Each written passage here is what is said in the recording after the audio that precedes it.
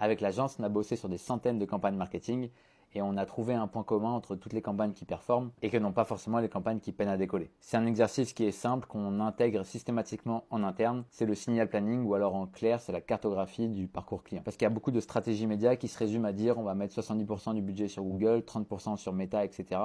Mais ça, c'est beaucoup trop superficiel. Nous, on préfère partir du comportement réel du client. Donc, on se demande quel signal il envoie selon l'étape du parcours où il est et comment on peut les capturer intelligemment. Par exemple, quand il commence à s'intéresser à un sujet, son premier réflexe, ça va être de rechercher sur Google parce qu'il cherche une réponse, une solution à son problème, etc. Donc, il faut être là sur les bons mots-clés avec un message qui correspond à sa situation.